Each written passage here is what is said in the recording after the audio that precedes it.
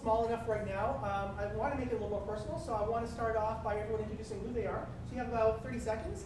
Tell us your name and the company you're with, and we'll start off. You.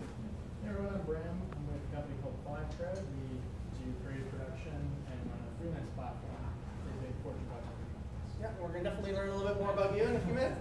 And you? You guys, I'm Kenny, and I just had a startup right after graduation with a buddy, and we're working on an augmented reality game project. Ooh, so I'd like to talk to you about that. Go. Hi everybody, my name is Maria, working at IBI architecture company. Fantastic. Hi, my name is Olga. I'm from IBI as well, and I'm doing IT consulting. Perfect. Hi everybody, my name is Tito. I represent a small design shop where we are custom product development. Perfect. I'm Robert. I'm visiting from Chicago. I'm a freelance writer, editor, podcaster, web designer, whatever. Welcome to Chicago. Yep. Hi, I'm Alabelu. I'm a project manager. I just moved to Toronto last week. Ooh, welcome. And yeah, I'm just looking for cool stuff to do here. Fantastic.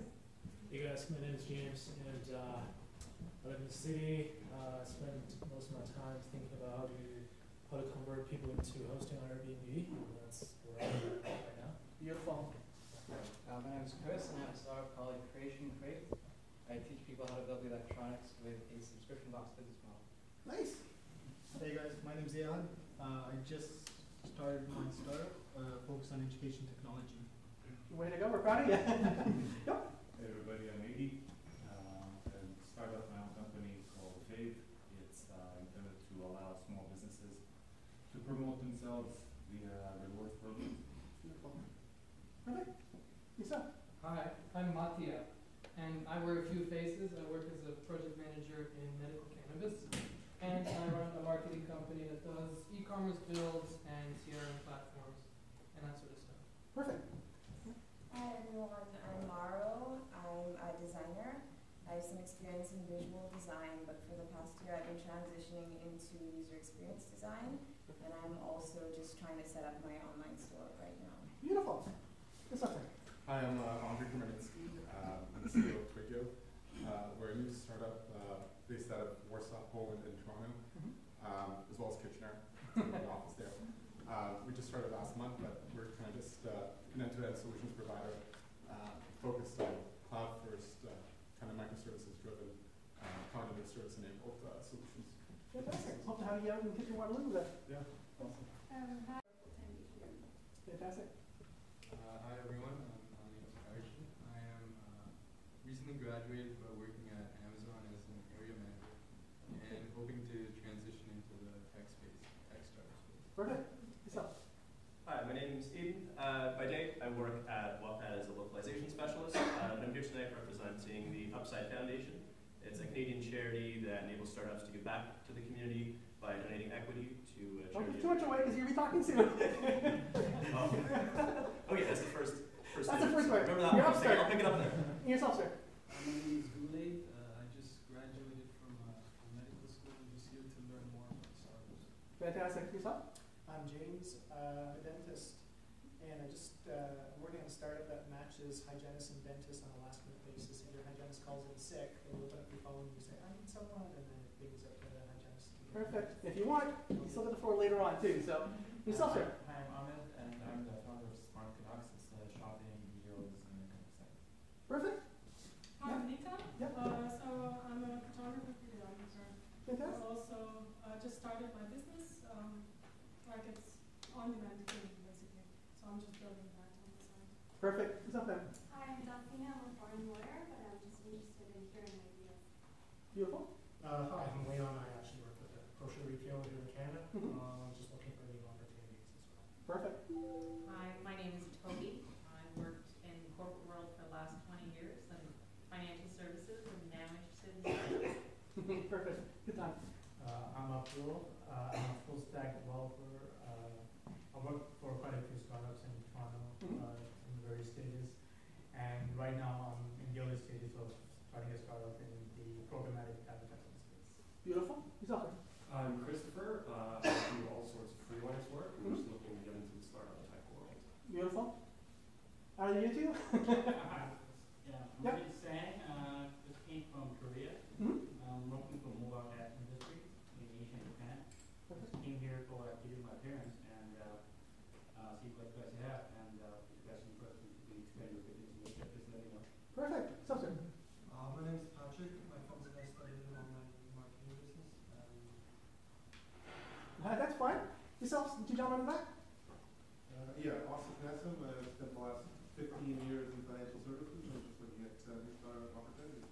about yourself, sir?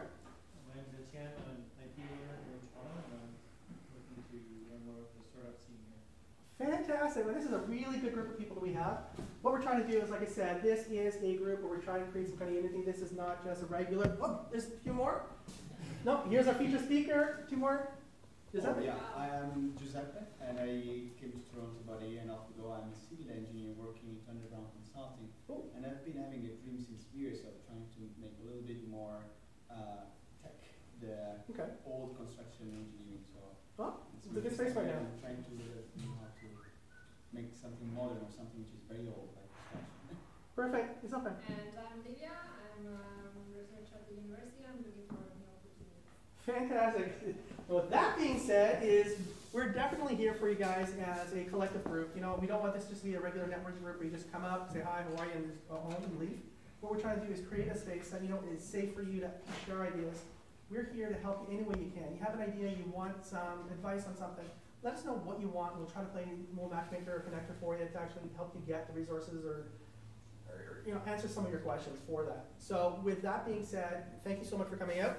We are lucky in the fact that Startup Tech right now is growing. We are in Toronto right now, a little over 1,800 members.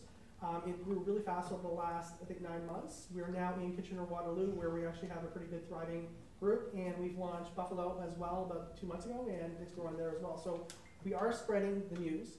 The reason we started Buffalo is the fact of the 43 North, and there is a great company out there that's actually in a competition, I think, coming up at the end of the month, to find out where they stay in that $1 million prize. So that's going to be kind of interesting. We'll be forecasting and giving you guys the news on that. So also with your products, if you do have something that's brand new that you're about to launch or you want some information on, send it directly to us. If you have a new product you want to promote a little bit, do that through our site as well. We're here to help you. I think that's pretty much it for now. So with that being said, I'll bring our first presenter for the company, and that one will be Bram. Come on down. Awesome. The floor is yours. Oh, thanks. Hey guys, so I'm Bram from a company called 5Crowd. It's the number 5 and the word crowd. Sorry, I almost missed it. But yeah, this is awesome. So a few years ago, I was sort of a corporate dude doing the Monday to Friday 9 to 5 cubicle commute. And that was all well and good, and sort of coming to events like this was really pivotal for me to transition into the startup space. So I just thought I'd come and share a little bit about what we're working on and maybe one specific lesson that we learned along the way. So what 5Crowd does, we provide quick, cost-effective marketing production to really big Fortune 500 companies. So things like copywriting, graphic design, video production, and more. I noticed there's a whole bunch of freelancers here, and that's awesome. So the way that we're a little bit different from a typical advertising agency is that we actually run a digital platform that we've built that connects with freelance professionals in 150 cities around the world.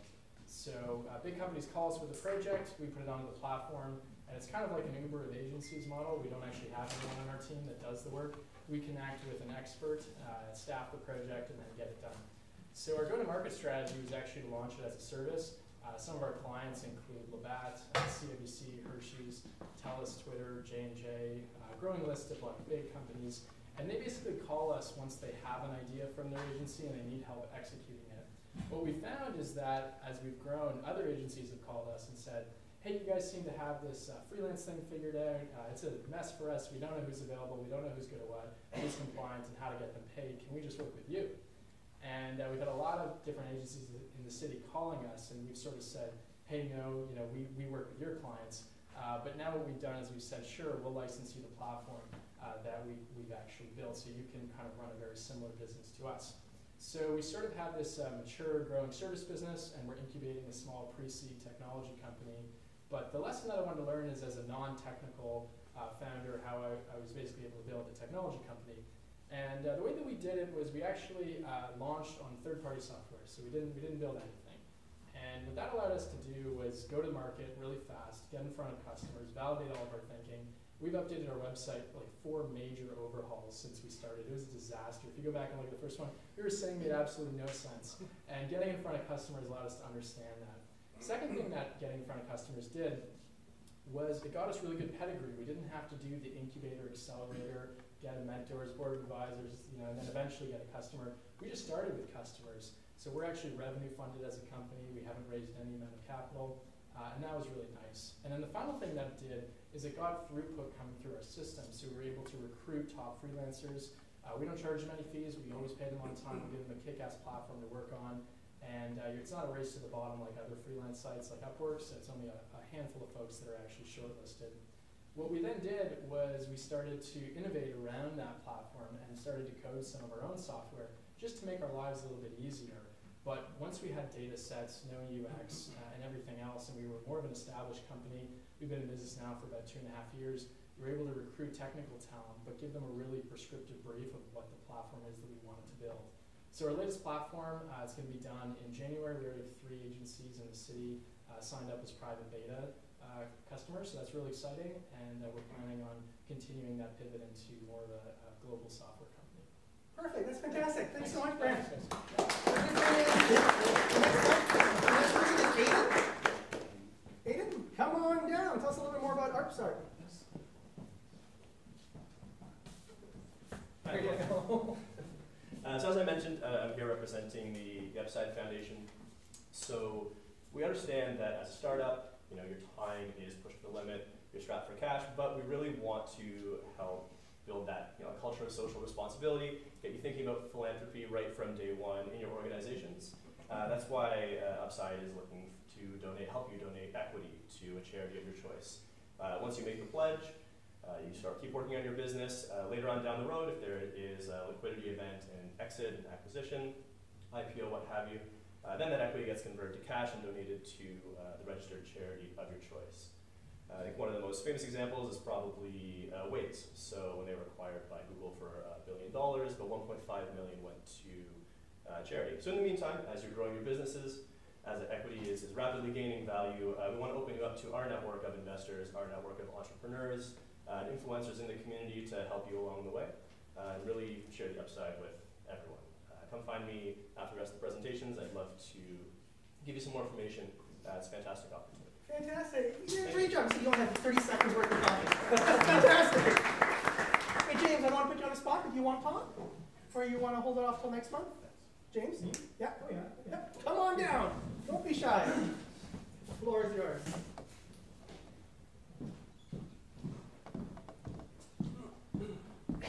Yeah, so thanks. No problem. So my startup's called Tempstars. I came up with the idea about 1.5 years ago because I was having some hygienists on my team calling in sick. They'd text me at 6 in the morning and they'd say I'm not coming in, and they got this full day of patients booked all day. And so I wake up the temp agency and say, is there anyone you could get me for 8 o'clock? And it was kind of hit and miss and that sort of thing. So after enough times of that, I thought there has to be a way I can open up my phone and just say, I need someone for 8 a.m. and hit bing, and then all the hygienists get alerted that someone needs them, and then they can respond to it and then go for the job. So yeah, the first version I found a development company to develop it because I didn't know anything about computers or web development or app development or anything like that. And about 18 months of development, we launched our first version July 11th, and it was terrible. As you were saying the first thing, right? And I read multiple times that if you're not embarrassed by your launch version, you waited too long to launch it, which embarrassment abounded. So we probably launched at the right time, but the second version is right now debugging, so we should launch that in about 2 weeks, and I'm really proud of it. So the second version is something I'll be able to kind of loudly promote and market and talk to people about without cringing and that sort of thing. So yeah, I've got a lot of interest in it. The first version, as terrible as it was, we had, I think, 30 hygienists sign up for it. I got a handful of dentists that I personally know to sign up for it so they could give me direct feedback rather than strangers saying, this thing's terrible, I don't want to use it anymore.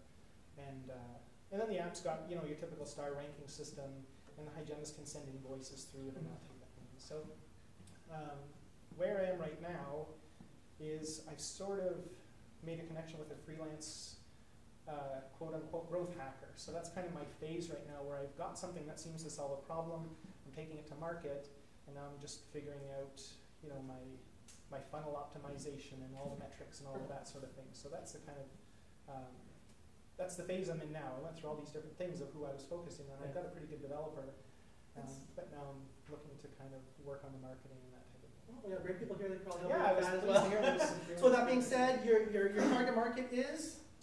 Well, dentists and hygienists, it's your classic Perfect. two-sided platform, right? Your Uber, your Airbnb, all of those things where there's producers and consumers. So seeding it with hygienists first so that the hygienists have a pool to draw from when they're Perfect. looking forward and that type of thing. So it's a perfect platform. If you're a dentist, you're screwed, you don't have staff, boom, you get on there, you get somebody right away. And there's a lot of hygienists looking for work because there's an oversupply of them in the market right now. So they're scrambling for work. There's also a little hiring function that if a dentist wants to hire a hygienist, he just puts in his email. Our system ranks them by star ranking and automatically emails them the top 10 resumes of the highest ranked hygienists. We don't charge for that.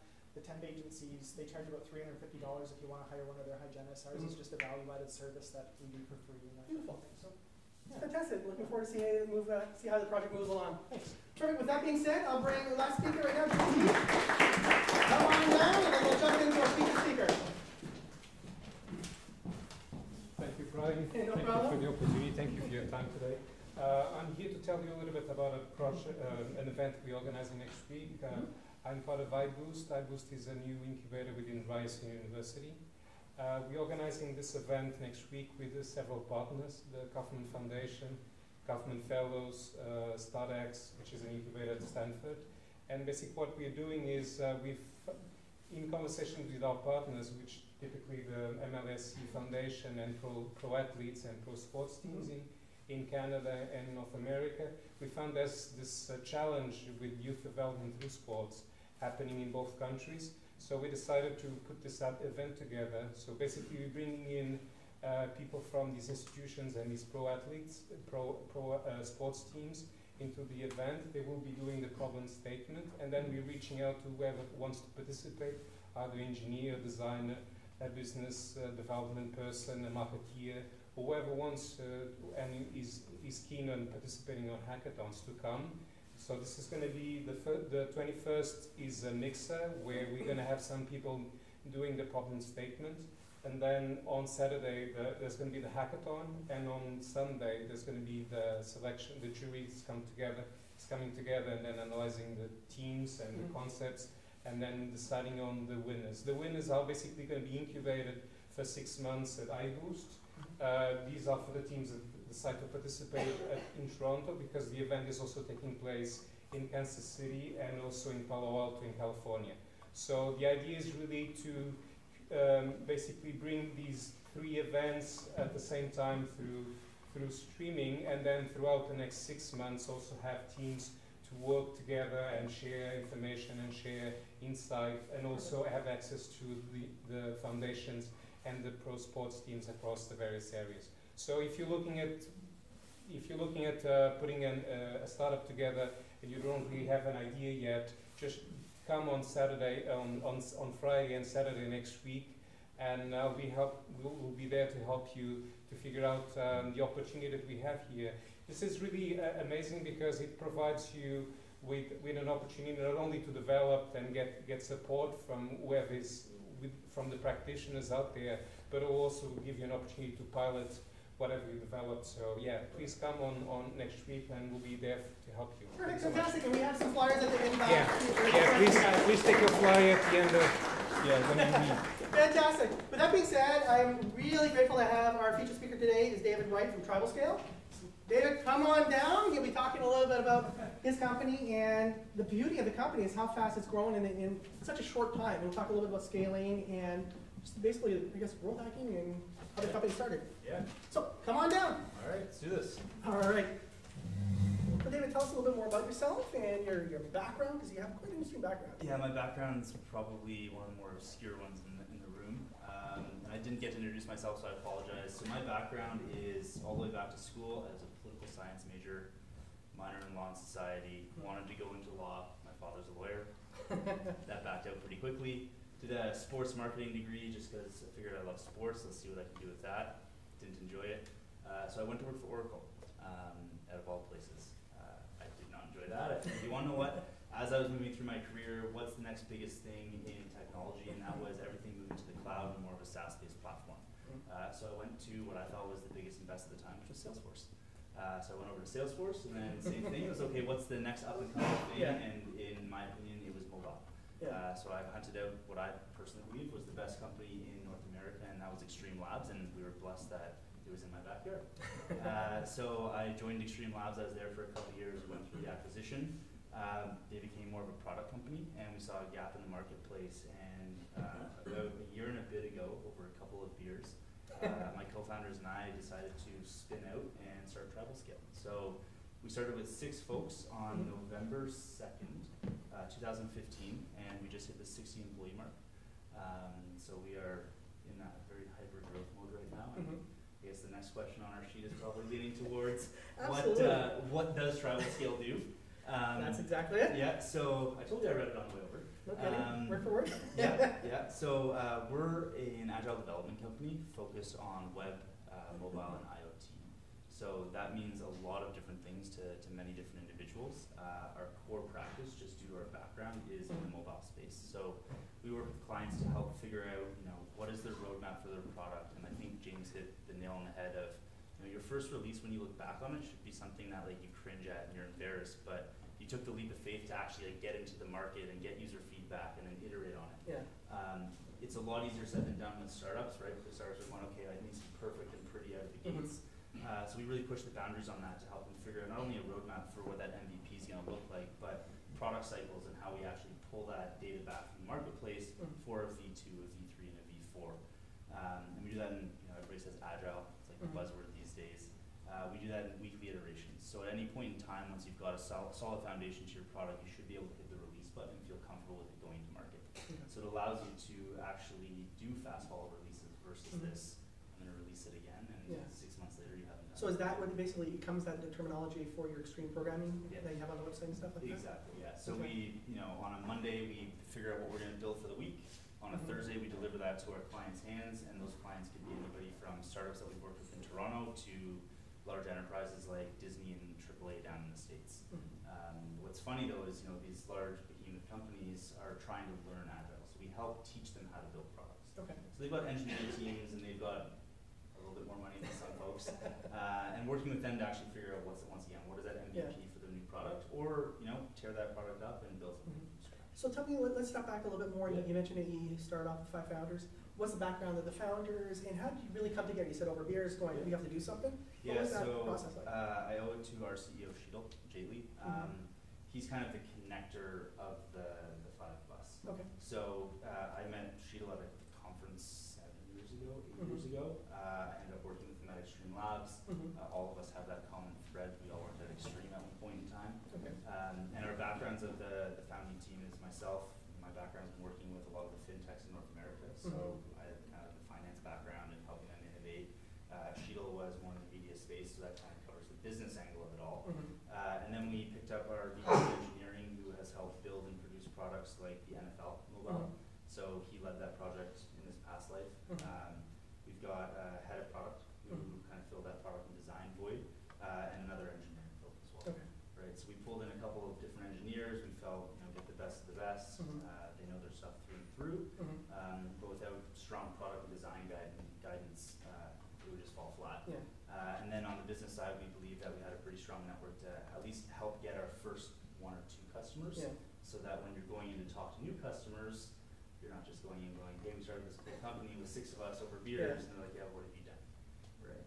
So that's something that goes hand in hand with actually building your team. So your team actually was your founders instead of just starting off with 1 or 2 guys. Exactly. And then looking for staff. Exactly. And a lot of guidance that people always get is, your founders have to have that. We've seen a lot of startups come through our place that work in and out of our office that don't have a technical co-founder, but they're a brilliant business mind, right? And we've seen the opposite, where you've got a brilliant engineer but don't have the business side. We felt if we're able to pull all of that together, we've got a pretty strong foundation. To your point, we're able to build those pillars out underneath.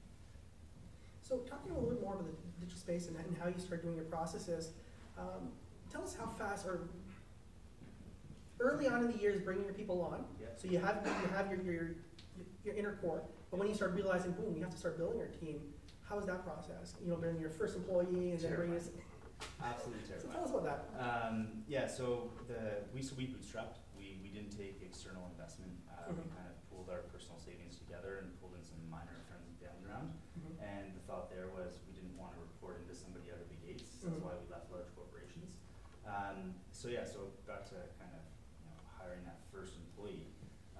It was somebody who'd worked with in the past, somebody that wanted to make that leap of faith in, and then it was a matter of planning. We had you know, a very fixed amount of cash, working with Disney as our first customer. They don't pay bills quickly, right? So you had to forecast, when is that going to run out? When are new clients going to come in? How do you overlay all of those ratios and then start hiring to be able to actually perform the work? Okay. At the beginning, we were blessed with our engineering founding because they're engineers, so they were billable at the beginning. Okay. And then it was, when do you start to pull them off? Yeah. Right? So our first 2 employees, because we do pair programming, so we had to hire 2, you couldn't just hire 1, which made it a little bit more expensive. We hired them in November. Yeah. We went the free intern route as well. Okay. So we leveraged interns. We're a strong believer in that grassroots. Our interns are now employees. So we're not just interns for free work and then throw them away. There's like actually a path to growing with the company. So by leveraging that, as well as a couple of folks that were willing to take a risk and trust us to jump in as kind of our number 1 and 2 employees, really help kind of spearhead the growth. And then we hit Christmas. Everything stops at Christmas. Of course. But because we had hired them, then you're forecasting we're not bringing in any revenue over Christmas. We have people on payroll now. They're taking vacation and all these things that you take for granted when you're working with a large corporation. We were now in charge of. Cringy. Yes, exactly. And then then from there it was kind of 4 or 5 hires every 2 to 3 weeks across multiple different disciplines. Then how does that affect your, you're definitely in this hyper growth mode at that point. How does that affect, because you have to payroll that in at that point, like you were just mentioning, and the projects are growing, you need people on board, and then it's always a draw on payroll. How do you manage all that? Get very creative with deals that you sign. Okay. So we did a lot of stuff, full transparency with the group. If you prepaid, you got a better discount, right? So people that were willing to prepay for work for a set amount of weeks, we leveraged that, right? And by discounts, it's not like 30, 40% because it defeats the whole purpose, but 5% here, procurement looks good on their side. It helps us with our cash flow. We did a lot of work in the States in the beginning, so the dollar right now is pretty good, so we made sure to leverage that to help boost our margins. And then put together very tight payment plans. So working with them to understand net 15 versus net 30 versus 45. Net 45 with large corporations really means net 75. So knowing that, exactly, right? So net 15 really means net 40. And being able to leverage that just to help us in the cash flow. So being able to overlay small projects with large projects also helps. And then we leverage the tax credits in Canada, right? So Canada, if you're looking to start something out, you hire engineers, and business and design as well. But engineers is probably the biggest one where they've got NSERC for co-op programs, they've got SHRED for projects that you work on, they've got IRAP to help fund innovative products and projects, right? So we didn't have enough of that at the end of last year, but that's something that we hired knowing that we're going to be leveraging that this year. Okay. And so that's one of the reasons when you built out originally your company model was bringing in the talent in-house versus outsourcing everything directly. Correct. Yeah, so we don't outsource anything. We partner with people. So we partnered with usability companies. We are not a usability firm. We understand that. That probably won't ever be a core competency of ours. So we made sure to reach out to 5 or 6 different firms, then we narrowed it down, and we almost went through an interview process to figure out who in their model works well with ours. So that we're confident when we make referrals to customers that they're going to get, in our opinion, the best of breed for what they're getting. But we also know that that's not our bread and butter, so we're not going to take on work that's going to completely mess something up down the road. So you know what you're good at. Exactly. Okay, into this whole process as well, so let's talk a little bit more about scaling. So you're building, you're in this hyper growth, you're hiring people on board based on their projects are coming in and flowing, so you always need more people. Through that speed of hiring, how do you maintain, you said a little bit about the interns, but how do you maintain, proper employees, and then make sure you maintain your culture within your company, and making sure everything stays that close core that you probably, your 6 guys in the beginning are friends. How do you make sure that stays within a large company? And that's a great question. So we struggle with culture every day. Every individual that you bring into the company alters the culture in one way or another.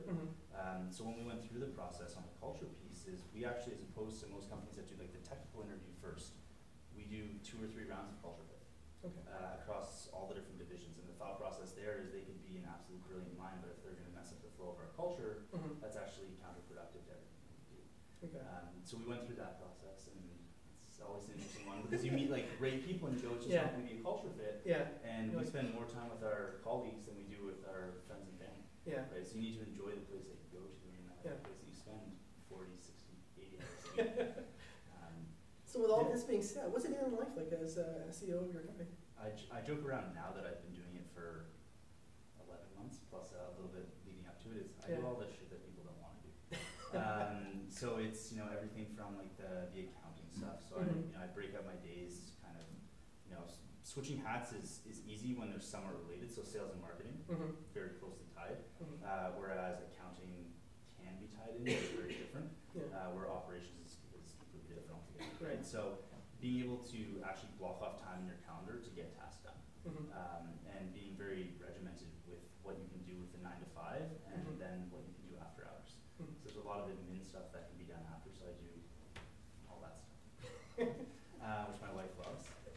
But really it comes down to just time management and being able to organize yourself, but also leverage the team that you've built around you.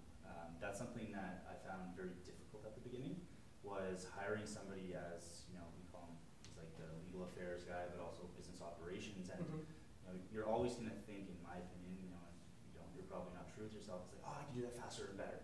But you're hiring a team and training them to take over certain roles and responsibilities, and it takes a lot to let go of certain things, especially as a founder of a company, right? Because you're going, I'm going to work 24/7. You can't expect certain employees, especially as you grow and you reach 60, that, you know, the 9 to 5er is going to work when I ping them at 2:30 on a Sunday night, that they're going to be awake, right? So letting go and having that proper delegation in there is also key. So that's the whole thing with expectations, make sure exactly roles, checks and balances. responsibility, and it's been an interesting learning curve. Right? It's, you know, my day in the life from day one was shopping for, you know, office space. So we're in our 3rd space within 10, 11 months. And we started in our accountants, you know, very similar, like shared space with cubicles. We rented out another space in sublease, and then we moved into where our place is now. And a lot of that was me going and negotiating contracts for office space. And is that the best use of my time? Probably not. But you have to be very comfortable in where you're moving to, and it's such a crucial, pivotal point in the first year of a company to find a place that like speaks your culture. That's exactly it, because otherwise that can go completely against it, and then you just like, oh man, what do we do? Exactly, right? And we, you know, I live on the East End, so I live on the Danforth, and for me, I drive into work with my wife, right? It's fantastic. But everybody else in our company either commutes by subway, they drive in, they take the GO train, and, you know, things that I never thought about that I had to start looking at, you know, when it comes to the office space and the culture piece was, we want to be within a 10-minute walk of Union, right? We don't want to be up at Yonge and Dundas, because people that, you know, commute in and take the GO train end up at Union, and they have to either walk up, when it's raining they take the TTC, and that adds half an hour to an hour each way on their trip. 10 hours a week, 40 hours a month. We'd rather have people productive in their seat than chasing the GO train. Well, you're talking about culture, and you're talking about this as well, the fact that you're now in multi-offices as well. So how do you balance, again, culture in one office is one thing, but trying to capture that whole sense of culture and friendship and everything among multiple offices. It's tough. Right, and you'll notice almost like we're in the process right now, securing some space in LA, and our goal actually is to transplant some folks from Toronto who want to go live in LA over the winter months, which has proven to be an easier sell than we thought. And have no kidding. You live in Toronto, it's supposed to be a really shitty winter. You're going to go to LA, how's that sound? But having them actually bring the culture down, and have them a part of the hiring process down there, and making sure that myself or, you know, other folks from the founding team are in the room for the interviews. And, you know, it sounds dumb, but getting good video conferencing equipment. That's my task for tomorrow, is how do we outfit our rooms up here in Toronto, but also where we end up with good technology. Right? Nothing with that static and exactly. We're Google Hangouts. We're a startup. Right? With like those little Jabra speakers that plug into the side of your computer. But we're gonna have to graduate from that, right? You're gonna need very crisp, clear. You know, we use stand-up every day, so that's a company thing. People dial in for that. LA not so much because it's a different time zone, but folks in New York, they dial in, and it's been easy now with one person in New York. But as we start to build out, you know, a product team and a design team and engineering team down there, you need good connectivity between the offices. And then boots on the ground and have them come up here. So we do all of our training in Toronto. So we've hired a couple folks in the States, and we bring them to Canada. And live in Toronto for 2 weeks with us. We'll put you in an Airbnb so you can actually enjoy the city versus living in a hotel room, because that kind of sucks. And then send them back on their way. Perfect. And with all that being said, now you have this growth. You're almost expediting everything. For most companies, will you over a year, 2, 3 to get to the stage that you've done in under a year. Yeah. So, what are some of the biggest challenges you face within that short period of time that just must have just slapped you really hard? Yeah. And then boom, you try to no, it's go from there. it's interesting. Like looking back, we found there was a couple of like almost like influxes in time when you hit certain employee amounts. Yeah. Big one was 10, right? So we started with 6 of us, and then we hit Mhm. 10, and we ran out of space.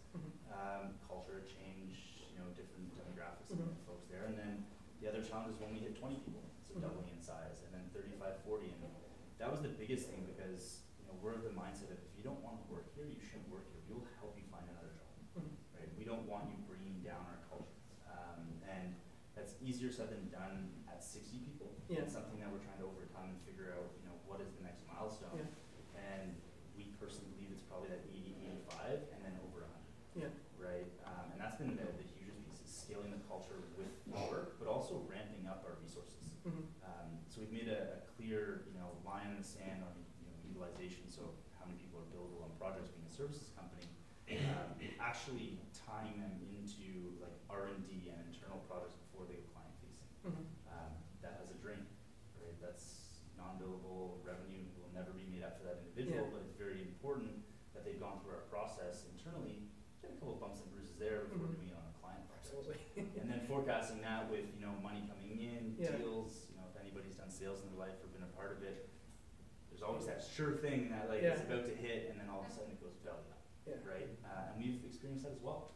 And then it's a scramble going, okay, how do we deal with this? And there's a whole different level of sales. You have the early startups as opposed to the larger, and then it's the whole bureaucracy that you're facing with your sales force and your design teams and everybody else. And that's something that we've learned, the hard way in the first couple months of making sure that, when I look at our pipeline, and I do a deep scrub almost daily now, making sure that we have those, whales, for lack of a better term, those large corporations, a solid, foundation of mid-market accounts, so smaller, quicker decisions, and then startups, right? And the startups is twofold. One, by working on those, when we do a lot of cool work here, it helps with the enterprise because they think very archaic and old school, but they're also moving fast. Yeah. We like to move fast. Okay.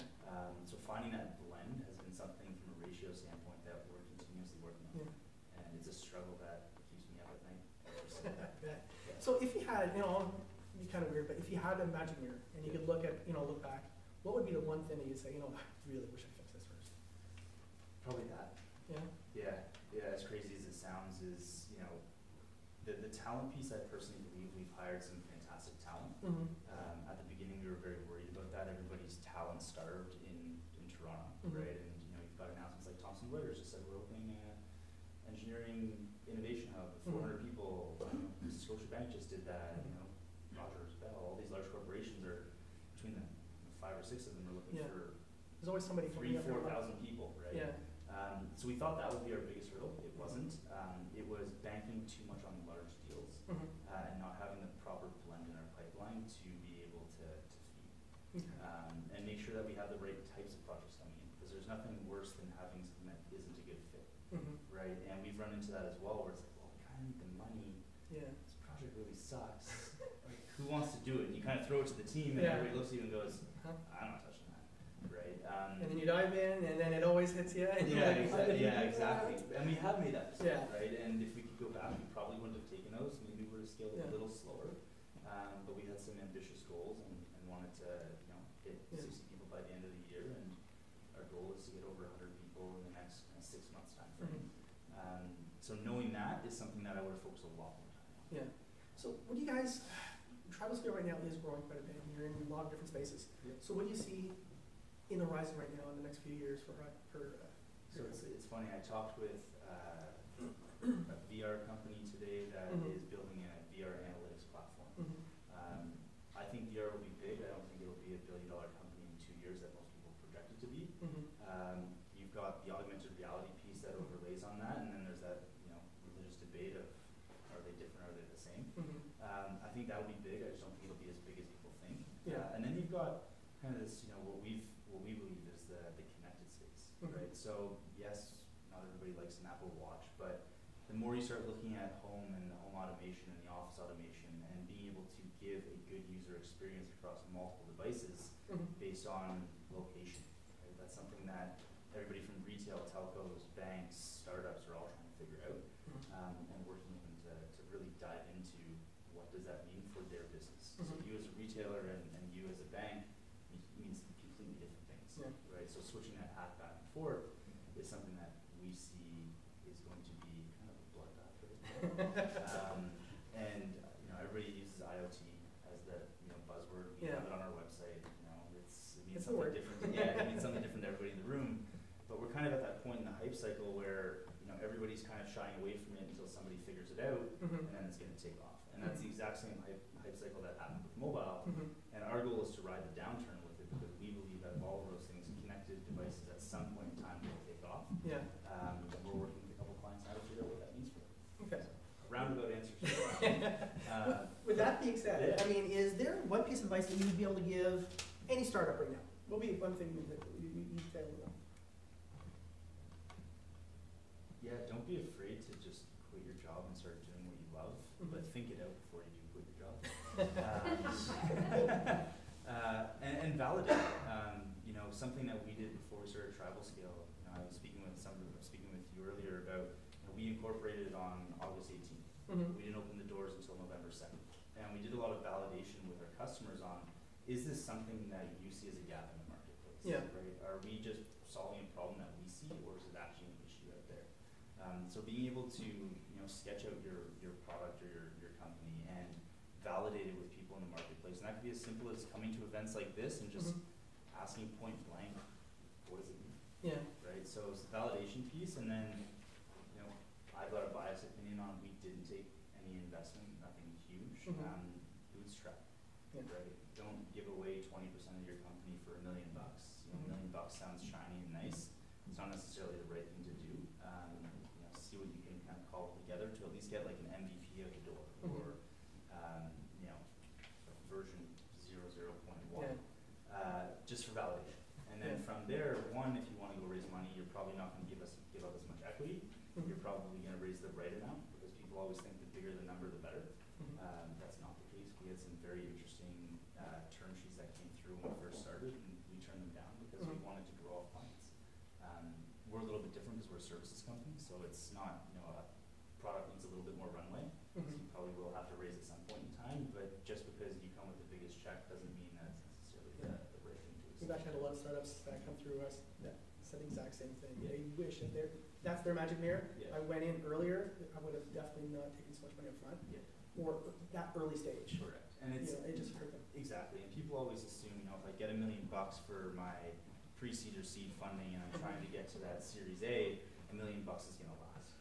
Well, you're going to have to probably do a down round at some point in time. You're going to have to then figure out a way to stretch it, where if you took a smaller amount, you're probably going to be a little bit more frugal with how you're approaching, building things, throwing cash out the door, and you've got more to bargain with when you get to Series A. Yeah, it's not always just $1 million. Sometimes it's broken down different ways. Exactly. So that was a big piece. And we were blessed that we've got a ton of friends in the startup space that have made some of these mistakes. And the other piece of advice I would get is listen to other people's mistakes. If you can avoid your mistakes, if I can avoid the mistakes you've made by just listening and being conscious of it, it's easier said than done because it's, he probably did it this way and I can go about and do it my way. But there's a lot of learnings that we can gather from other people's mess ups. Why make it twice? Absolutely. That's one of the reasons for the group is actually people learn from each other's mistakes and stuff. But now it's the added advantage of being just a founder but also COO.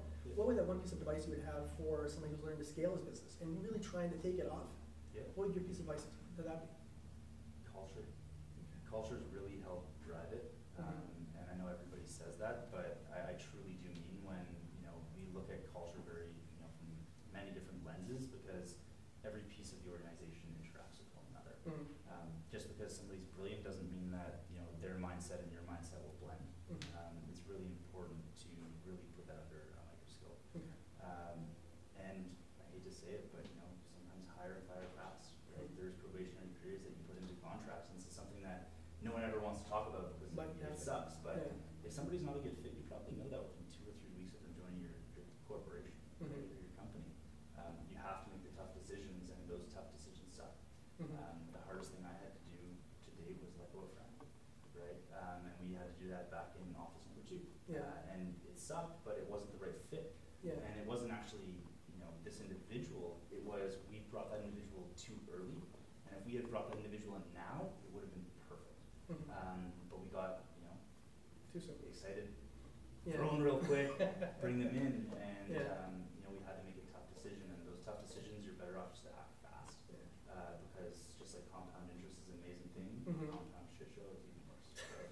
And you're in the trenches every day, so that's the advantage that you have over some of the other team members is you see what works and what doesn't work. Yep. You probably hear the you hear the stories all the time, and yeah, everyone's complaints. So it's and it's there's pros and cons to it too, right? Like I don't believe in hire, fire, pass, but it's good advice that we've received. We probably don't do it. We've got a lot of people, but that's because we switched up our interview process for the culture stuff. Yeah. Right, and making sure that they're a good fit in that sense before just bringing somebody in and then seeing if they're a culture fit and then letting them go. Yeah. People are quitting their jobs to come join, right? So you want to be as sure as you can be as you go through that process. That's people's lives. Yeah, exactly. All right, with that being said, I want to open it up for any questions that you guys might have, because I think you definitely would have a few, and I'll start with you first. Just very quickly, when you were hiring your interns in your first batch of employees, did you give out any equity to the early birds, or? Every employee at our company has equity.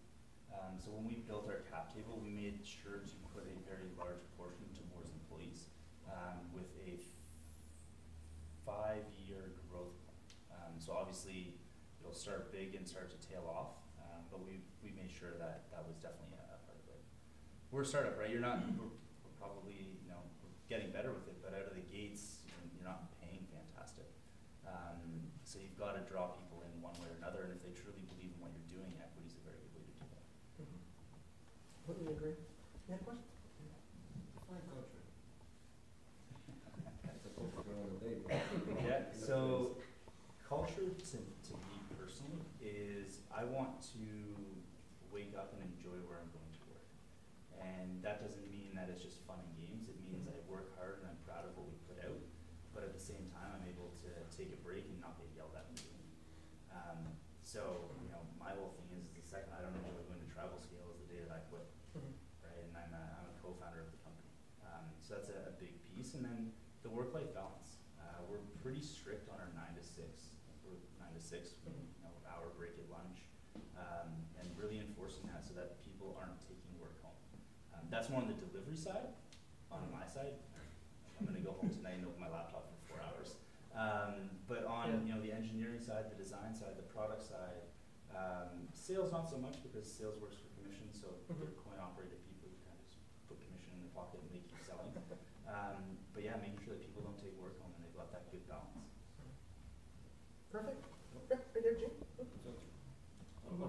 Yeah.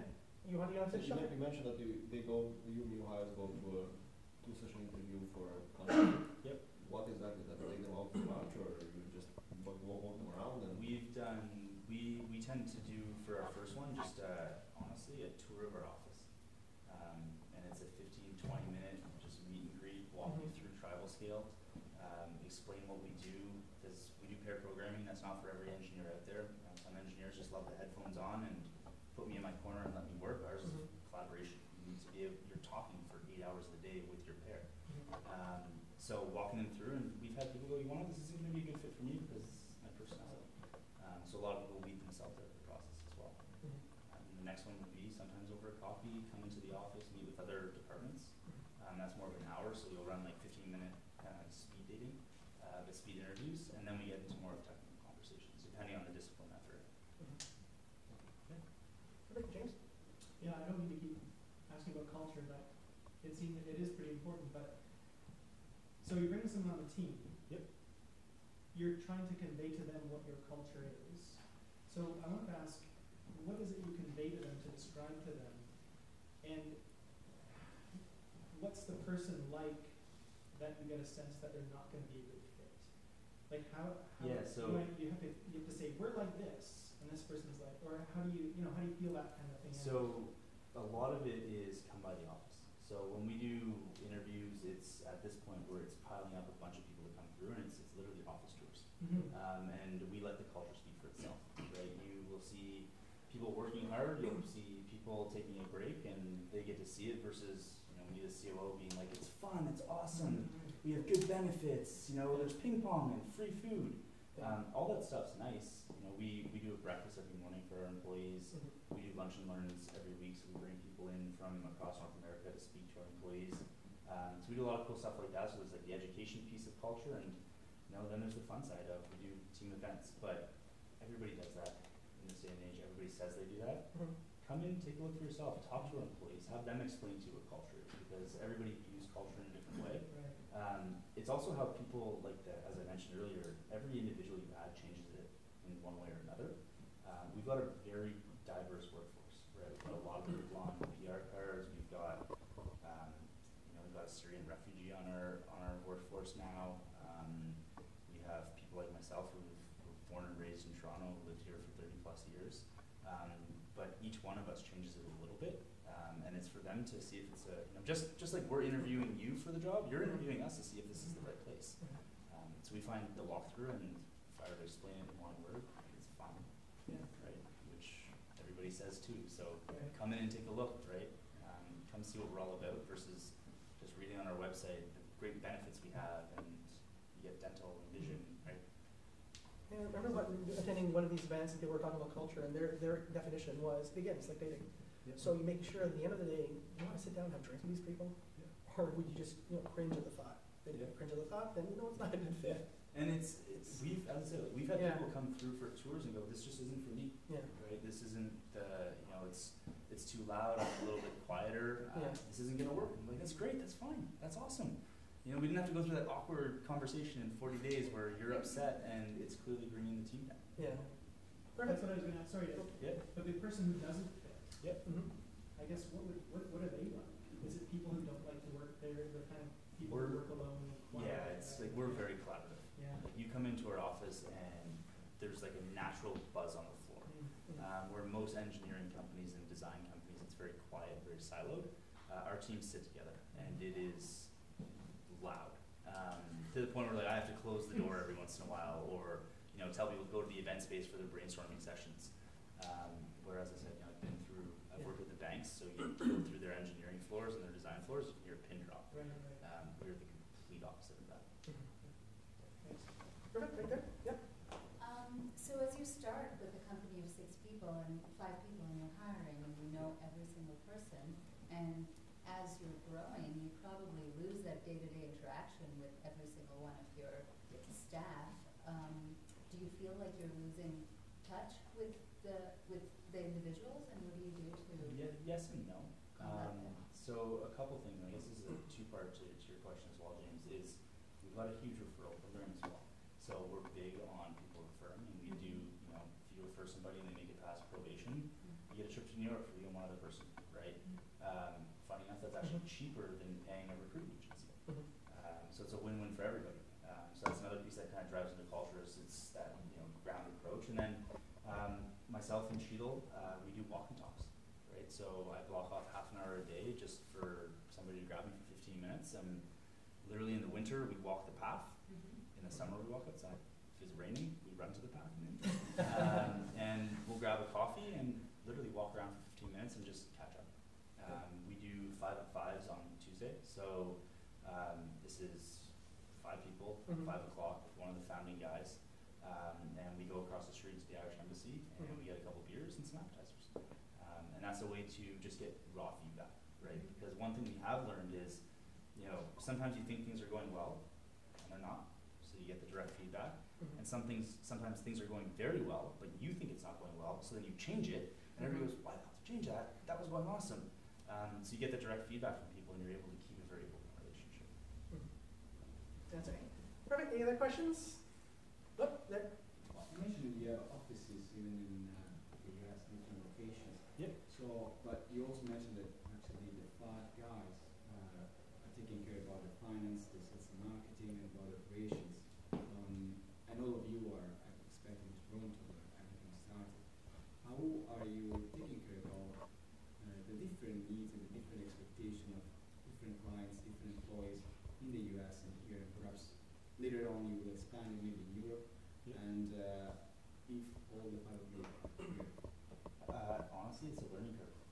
Right? We haven't done this before, so we're going through bumps and hurdles on our own. So One thing that we're going through right now is, we opened up our U.S. entity in Delaware for tax purposes. So that was a learning curve, working with U.S. tax corporations that help you with that type of stuff.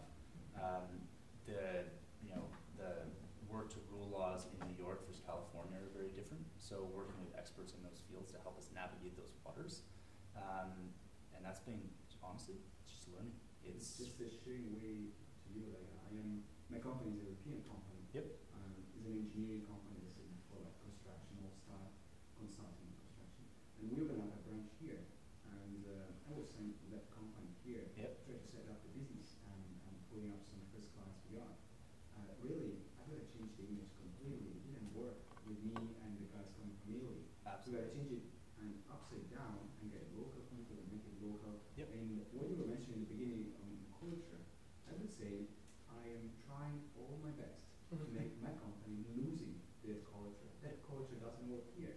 If we want to get into this market, we've got to change our culture. So we'll probably get to a point in which you have Oh, to decide. absolutely. And that's going to be part of, I'm sure, bumps and bruises as we start to grow those offices out in the years to come, right? What we want to do is not only transfer what we believe is good culture from here down into California as an example, but also the knowledge in how we do things, right? That's also a big part to our culture, is the process we follow.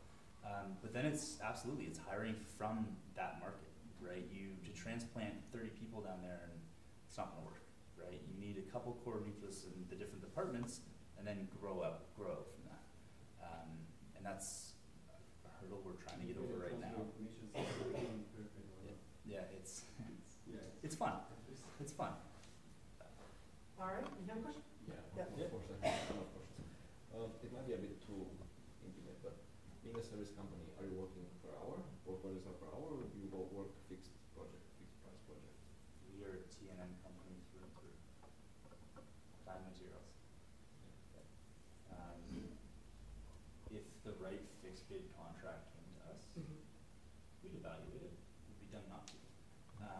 But our process when you get into a fixed bid contract kind of puts handcuffs on how we do mobile development and web development. So we just haven't seen that to be a worthwhile venture to go too deep into. Surely the upper tier companies dealing with them, it's not going to work as a fixed. And that's small maybe, but yeah. Small, easy And we've learned from past mistakes in other companies on somebody else's dime. That fixed bid didn't work. But don't get me wrong.